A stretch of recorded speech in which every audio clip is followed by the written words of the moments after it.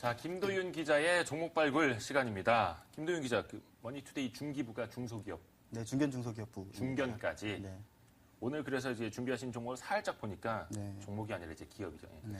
준비하신 기업을 살짝 보니까 워낙에 유명한 업체여서. 네, 맞습니다. 그렇죠. 그러면 이제 세부적으로 좀 더 들어가 봐야 될 텐데 네. 어떤 기업인지 직접 좀 소개해 주세요.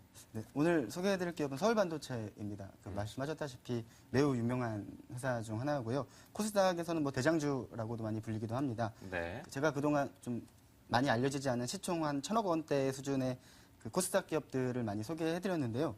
제가 담당하는 기업 중 덩치가 가장 큰 기업이 아마 서울반도체일 거예요. 크겠죠. 시가총액이 한 2조가 2조 3천억 원 정도 되니까. 근데 예. 제가 2년 동안 기구반장 기자실을 하면서 예. 서울반도체를 소개를 한 번도 안 했더라고요. 아, 네, 그래요. 그런 면도 있었고. 너무 작은 데만 봤구나. 네, 그리고 또 워낙 유명하니까 뭐 이렇게 많이들 아실 거라 제가 소개를 안 해드려도 되겠다 싶은 마음이 있었는데 최근에 이제 2분기 실적을 서울반도체가 발표하면서 시장에서 한번 이슈가 한번 됐었습니다. 그렇죠. 예, 큰 어닝 서프라이즈였다고 하면서 예상보다 많은 그 실적이 나왔거든요. 그래서 한번 짚어보는 게 필요할 것 같아서 오늘 들고 나왔습니다. 서울반도체 뭐 최근 몇 년 동안 솔직히 좀 많은 좋지 않았죠. 사람들한테 네. 좀 속상하게 네, 만든 맞습니다. 기업이기도 2010년, 합니다. 11년 예. 때. 예. 근데 올 들어서 보니까 올해만 그 주가 상승률이 연간 네. 올 들어서 이제 8월 현재까지 60%가 넘어가요. 네, 맞습니다. 62%. 예. 어마어마합니다. 그동안 좀 속속이었던 것 좀 네. 만회를 하고 있는데 그럼 얼마나 좀 개선되고 있는 거예요? 실적부터 볼까요? 네, 그럼 2분기 실적부터 보시면요. 매출액은 2,655억 원이고요. 이게 지난해 같은 기간 전년 동기 대비해서는 22% 증가한 수치입니다. 그리고 이게 서울반도체가 앞서 제기한 서울반도체가 그 분기별로 이렇게 전망치를 먼저 제시를 하거든요. 네. 공시를 하는데 그때 앞서 1분기 때 제시했던 게 2분기 전망 매출치가 2,600억 원이었어요. 거의 근접해 수준으로 실적이 나왔는데 이제 문제는 영업이익입니다. 그 2분기 영업이익이 291억 원이 나왔습니다. 그러니까 이게 전년 동기 대비해서는 거의 3배 가까이 280%뛴 거고요. 예. 그리고 영업이익률이 10%를 넘겼고 더 재밌는 거는 이 전망치가 원래 195억 원이었어요. 예. 서울반도체가 스스로 한 분기 전에 2분기 영업이익을 제시한 전망치가 195억 원이었는데 거의 100억 원 가까이 늘어난 거죠. 어닝 서프라이즈. 네, 그리고 증권가에서도 예. 서울반도체가 8월 13일 날 2분기 실적을 공시를 했는데 8월 초만 해도 증권사 웬만한 리포트에서도 190억 원에서 200억 원 초반대 정도로 전망을 했거든요. 그래서 좀 시장에서 이슈가 많이 됐었습니다. 화제가 됐었죠. 그러니까 증권가에서 예상한 것보다 실적이 더 좋았고 네, 많이 좋았죠. 그러다 보니까 말 그대로 어닝 서프라이즈. 뭐 물론 이제 그 이전에도 주가는 그걸 예상을 하고 많이 올랐습니다만 올랐습니다. 예. 그 이후에도 뭐 어닝 서프라이즈의 순도가 높다 보니까 네. 주가는 계속해서 잘 가고 있고. 네. 그러면 어닝 서프라이즈는 왜 그렇게 나타났는지 한번 배경 봐야죠. 그러니까 매출은 전망치대로 나왔는데 이제 재밌는 게 영업이익이 많이 늘어난 거잖아요. 그러니까 그 이유에 대해서 이제 뭐 회사에서도 그렇고 시장 업계에서도 전망하는 이유는 그 좀 고부가 가치 제품. 그러니까 아크리치라고 하는 그 교류에서 직접 구동하는 서울반도체 독자 모델이 브랜드가 하나 있는데 아크리치. 이게 고부가 가치 제품입니다. 그러니까 예. 아크리치 같은 경우는 매분기 요즘 매출액이 2배씩 늘고 있다고 하고요. 그러니까 네. 아크리치를 비롯한 좀 고부가 가치 조명용 LED의 비중이 많이 늘어난 점이 서울반도체의 그 전체 영업이익률을 끌어올리는 역할을 한 것으로 예상이 됩니다. 역시 전체 얼마를 파느냐보다는 얼마를 팔아서 얼마를 더 남기느냐. 가격을 잘 받고 판 그렇죠. 거죠. 예. 아크리치. 좀 어려운데요, 저 제품 설명이. 네. 저게 그러니까 뭐 고객군도 좀 다양하고 좋은 겁니까? 아니면 다른 전체 제품들이 다 골고루 그렇게 잘 퍼져 있는 겁니까? 그러니까 주로 서울반도체가 원래 모든이라고 하기엔 좀 대부분 LED 패키지 기업이 그동안에 가장 큰 캐시카우는 그 디스플레이 BLU 쪽이었어요. TV, 그 백라이트 유닛. LED TV에 네, 들어가는 뒤에 들어가는 그렇죠. LED. 그리고 예. 스마트폰이나 태블릿 PC 같은 그 주요 IT 기기의 그 광원 역할을 하는 LED가 백라이트. 원래 가장 큰 그 사업분이었는데 서울반도체 같은 경우는 올해를 기점으로 아마 조명 시장, 그러니까 조명용 LED 비중이 50%를 넘을 것으로 전망이 됩니다. 아하. 예. 그러니까 그 전에는 대부분 이제 백라이트 유닛 위주였는데 이제 그렇죠. 그 조명이 그거를 이제 더 넘어선다고요, 비중이. 그렇죠. 말도 많고 탈도 많았던 LED 조명 시장이 이제 어느 정도 본격적으로 개화하는 시점이 다가오고 있다라고 어허. 보시면 될 것 같습니다. 예. 뭐 해외 뭐 고객선은 좀 어떤가요? 네, 그 서울반도체가 잘하는 것 중에 하나가 예. 그 한 기업에 이렇게 좀 종속되지 않고 여러 고객 매출처를 전 세계에 아울러 갖고 있다는 점이 장점입니다. 그래서 어떤 뭐 LED 기업 같은 경우는 예를 들면 뭐 삼성전자에 납품하는 그 공급 비중이 전체 매출액의 뭐 80% 이런 회사도 있거든요. 예. 그런 회사 같은 경우는 뭐 삼성전자 TV가 핸드폰이 좋지 않으면 영향을 직격으로 받는데 서울반도체는 그 다양한 고객들을 전 세계에서 갖고 있기 때문에 이렇게 좀 업황 한 군데 한 군데에 휘둘리지 않고 자기들의 매출처를 안정적으로 가져갈 수 있는 장점이 있다고 볼 수 있을 것 같습니다. 아하, 조명 쪽. 그래서 이제 조명 쪽 매출이 전체 이제 절반 이상 네, 올해 넘어설 연간으로 타이밍에 네, 와 있고. 그렇습니다. 근데 사실 LED 조명은 만드는 기업이 되게 많잖아요. 우리가 알고 있는 뭐 글로벌 기업들도 많고. 근데 그 기업들이 전체 뭐 세계 시장에서의 뭐 점유율이 높거나 그러진 않은 거예요? 그러니까 원래 조명을 놓고 보면 예. 조명 시장 자체가 100년이 넘은 시장이고 네. 그리고 필립스, GE, 뭐 이런 오스람 오슬람, 이런 네. 회사들이 뭐 100년 가까이 아니면 100년 넘게 이 조명 사업, 전통 조명 시장에서 뭐 형광등, 백열등을 위주로 사업을 해온 기업들이 있습니다. 실제로 이 기업들이 세계 조명 시장의 많은 부분을 차지하고 있고요. 근데 그 서울반도체에서 파악하기로는 그 조명 시장은 이게 조금 수치화하기가 쉽지 않다고 말을 합니다. 왜냐하면 그 동네에서 사는 분들도 많이 있고요. 예. 각 나라마다 그 현지 로컬 조명 기업들이 무수히 많다고 해요. 예. 그래서 아마 그 추정하기로는 예를 들면 뭐 필립스 같은 유명한 조명 회사도 전 세계에서 차지하고 있는 조명 시장에서의 포션이 점유율이 30%가 안 될 거다. 필립스가 네, 그리고 필립스가 1등 기업인가요? 필립스, 오스람, GE 이렇게 세 개 회사가 아. 이제 톱3라고 불리는데요. 네네네. 네, 그리고 그 아마 전통 조명 그리고 LED 조명 모든 조명을 아우를 경우에는 10% 수준밖에 안 될 거다라고 추정이 됩니다. 아하. 그러니까 그만큼 각 나라마다 조명을 하는 무수히 많은 회사가 있다는 거죠. 그래요. 그러니까 네. 오히려 그 사이에서 더 치고 나갈 어떤 좀 룸이 더 있다. 그렇죠. 예, 그렇게 긍정적으로 보는 거고. 서울반도체의 전략 중에 하나가 예. 조명 완제품을 하지 않는 거예요. 그래서 아, 그 조명 패키지 모듈만 하면서 그 여러 조명 기업한테 경쟁자로 다가서지 않고 이제 고객으로 다가가는 거죠. 글로벌 네. 대기업들과 경쟁 구도를 만들지 않고 그들을 고객으로 만든다. 네, 그렇죠. 괜찮은 아이디어네요. 사실상 이제 조명 시장이 제일 어렵다라고 하는 이유가 많은 사람들이 다 씁니다. 저희 스튜디오에도 엄청난 조명이 많이 있고 네. 집에 뭐 조명 없는 집이 없죠. 그렇죠. 그런데 혹시 김 기자 형광등 하나 얼마인지 아세요? 한 600원 정도 하지 않나요? 형광등이? 형광등은 아닙니다. 백열등 600원 정도 백열등이 하나요? 뭐 몇백 원 정도고. 네, 형광등은 근데 얼마예요? 사실 시청자 여러분도 한번 생각해 보세요. 백열등이 얼마지? 우리 집에 쓰는 형광등 하나가 얼마였지? 생각나는 분 아마 거의 없을걸요? 그만큼 값을 의식하지 않고 쓰는 것 중에 하나가 조명이라 하더라고요. 네.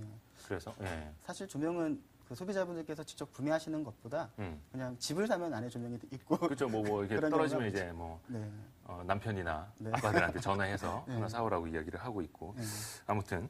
자, 그래서 이제 뭐 세계 시장도 정확히 뭐 파악은 잘 안 된다라는 네. 이야기도 앞에서 조금 해주셨고. 자, 그러면 자, 이 같은 그 서울반도체 뭐 어닝 서프라이즈가 과연 일시적인 거냐? 그쵸. 아니면 이런 흐름이 좀 더 이어질 수 있을 것이냐? 네. 전망을 좀 해봐야죠. 네, 이제 2분기 실적은 이제 깜짝 놀랄 만하게 좋게 나왔고 이제 그 영업이익률 12% 정도를 기록했는데요. 이 정도 그러니까 두 자릿수 영업이익률을 하반기에도 이어갈 수 있느냐가 관건인 것 같습니다. 그 제가 원래 서울반도체가 연간으로 가이던스를 제시를 했었어요. 네네. 근데 그 말씀하셨다시피 LED 업황 그 공급광이 넘쳐나면서 안 좋을 때 그 서울반도체가 제시한 가이던스를 한참 못 맞췄었던 적이 있었습니다. 2010년에. 네네. 그 후부터 이제 그 서울반도체 이정훈 대표님이 이거 약속을 못 지키는 경우는 되지 않겠다라고 다짐을 하면서 작년부터인가 재작년부터인가요? 그 분기마다 이렇게 가이던스를 제시하기 시작했어요. 예, 그래서 이번에도 그 3분기 가이던스를 제시했습니다. 그 매출액 2,600억 원, 영업이익 260억 원을 제시했는데요. 그러니까 이제는 좀 자신감이 생긴 거죠. 이게 가이던스 제시한 수치도 딱 영업이익률 10%를 맞춰서 제시했더라고요. 예. 그러니까 두 자릿수 영업이익률을 하반기에도 이어갈 수 있겠다라는 자신감은 엿보이는 부분인 것 같습니다. 그 최근에 보니까 공시가 그래서 새로 나와 있네요. 네. 예, 그 연결 재무제표 기준, 영업 실적 등에 대한 전망 나와 있는데 그 260억 원 네. 말씀하신 것처럼 이렇게 목표치를 높여서 놨고 어떤 배경으로 이렇게 조금 더 높여놨는지 이게 많이 높인 겁니까? 아닙니다. 사실 그러니까 2분기 실적만 놓고 보면 예. 원래 보통 LED 기업들 보면 아까 말씀하셨다시피 그 IT 기기용 PLU가 많다 보니까 전통적으로 3분기가 2분기보다 좋았어요. 그 IT 기기 성수기가 다가오는 3분기 쪽에 예. LED 기업들의 실적도 좀 좋았는데 그런 점을 감안해 보면 2분기 실적 대비 3분기가 별로 늘어나지 않는 수치잖아요. 예. 그래서 좀 그런 질문들도 좀 있었습니다. 그 3분기 실적을 좀 보수적으로 잡은 거 아니냐. 그러니까 서울반도체 측에서 보수적으로 잡은 거 맞다고 했거든요. 아, 예, 그래요? 그러니까 그 이정우 대표가 조금 그때 2분기 지난 8월 13일 IR 때 예. 좀 그 질문을 받고 대답을 하는 과정에서 조금 우스갯소리를 약간 섞었을 것 같은데 이런 얘기를 한번 했었어요. 그 똑같은 실적, 똑같이 성장하고 똑같은 실적을 내놔도 가이던스를 낮게 잡은 상태에서 이 실적이 나오면 사람들이 잘했다 하고 예, 예. 똑같이 성장해서 일정을 냈어도 가이던스를 높게 잡은 상태에서 일정을 내면 못했다고 한다고 그렇죠. 예, 그런 말을 하면서 그러니까 이 수치를 좀 낮게 잡았다고 생각하셔도 되지 않을까라는 판단은 듭니다. 그렇죠. 그게 바로 그 어닝 서프라이즈의 역설이기도 하죠. 괜히 전망치 낮게 해놓고 조금만 좋게 나오면 어닝 서프라이즈라고 네, 하고 맞습니다. 괜히 많이 이제 전망을 해놨다가 거기 못 미치면 어닝 쇼크라고 하고 물론 주식 시장이라는 게 거의 뭐 6개월에서 1년을 앞서가다 보니까 네, 맞습니다. 뭐 전망도 우리가 그렇게 또 해야 될 필요가 있어서 그런 내용이긴 한데 사실상 뭐 말씀하신 것처럼 서울반도체는 그 트라우마가 있잖아요. 네, 맞습니다. 어닝 쇼크에 대한 트라우마가 있기 네. 때문에 그 260억 원 이거면은 말씀하신 것처럼 3분기 치고는 양호한 실적. 네, 맞습니다. 물론 이제 전망치니까 네. 그렇게 하는 거고 이거에 대한 뭐 평가도 좀 들어봐야죠. 네, 그 증권시장에서는 그 이 정도 수치는 무난히 달성할 수 있을 것으로 전망을 많이 하고 있고요. 그 3분기에도 서울반도체가 두 자릿수 영업이익률을 그 달성하는 데에는 무리가 없을 것으로 전망을 하고 있습니다. 그 아까 말씀드렸다시피 조명, 고부가 가치 조명 제품에 대한 경쟁력은 확실히 서울반도체가 갖고 있다고 인정을 하고 있고, 그리고 국내외 시장에서 특히 뭐 중국 가로등이라든지 미국 북미 시장이라든지 이런 좀 주요 LED 시장에서도 서울반도체가 마케팅과 영업력을 강화하면서 어느 정도 기반을 다져놓은 부분이 있습니다. 그런 부분들이 이제 앞으로도 2분기에도 그랬듯이 좀 성과가 이어지는 것으로 갈 것 같다는 예상이 많은 편이고요. 그 뭐 삼성증권이나 한국투자증권에서도 최근에 나온 리포트에서도 뭐 목표 주가 5만 원까지 제시했습니다. 5만 원이요. 예, 그리고 그 이 같은 수익성이 이제 어느 정도 안정적으로 자리 잡은 거 아니냐라는 평가를 하고 있고요. 사실 서울반도체가 그동안 좀 시장에서 많이 관심을 못 받았던 이유 중에 하나가 그 LED 잘하는 기업인 건 알지만 수익성이 좋지 않다라는 거였습니다. 영업이익률이 뭐 2% 3% 정도에서 왔다 갔다 했었던 시기도 있었고요. 근데 이제 올해 2분기 이 같은 높은 수익성을 뭐 달성하고 시장에 보여주면서 이제 많은 관심을 앞으로도 더 받지 않을까라는 생각은 듭니다. 그러니까 시장에서 목표 주가가 5만 원. 이 5만 원이라는 목표 주가가 네. 혹시 뭐 제일 높은 겁니까? 아니면 대부분 요 정도에 좀 형성이 되나요? 제가 잘 못 봐서. 아, 최근에 나온 리포트, 그러니까 2분기 실적이 나온 그쯤에서 나온 리포트에서는 5만 원 정도에서 맞춰지는 것 같더라고요. 아, 얼추 예. 그 정도의 컨센서스가 목표 주가로 형성이 되고 있고 네, 현재 목표 주가는 아직 이제 뭐 4만 원은 넘지 않고 그렇죠. 있는 상황에서 5만 원까지. 물론 6개월에서 한 12개월 목표 주가긴 한데 한 가지 조금 궁금했던 것 중에 당연히 모든 제조업체에 뭐 남겨진 숙제이긴 한데 물론 이제 조금만 업황이 개선이 되면은 많이 만들었다가 또 이제 재고가 쌓여서 네, 그로 인한 또 문제점 발생하는 것도 있긴 한데 네. 서울 반도체에 대해서 재고에 대한 좀 우려도 약간은 그 이제 하반기라고 하면 4분기도 있으니까요. 예. 사실 4분기가 그 제조기업은 재고 처리하는 비용이 드는 분기거든요. 근데 서울반도체 측에서는 자기들은 재고 문제가 전혀 없다고 이미 답변을 한번 했고요. 예. 그리고 그 이정우 대표가 그러니까 경영자가 그 재고 문제를 월 단위로 보고를 받고 관리를 하고 있다고 합니다. 그래서 다른 LED 기업들이 생각하는 그 재고 처리 비용보다는 반도 안 되는 정도 비용이라고 하고요. 그러니까 4분기 재고와 관련해서 걱정은 안 하셔도 될 것 같습니다. 그러니까 재고는 상당히 좀 타이트하게 관리를 하고 있고 네, 그렇죠. 직접 대표가 한 달에 한 번씩 챙기고 네, 있다. 월 단위로 보고받고 관리한다고 했으니까요. 알겠습니다.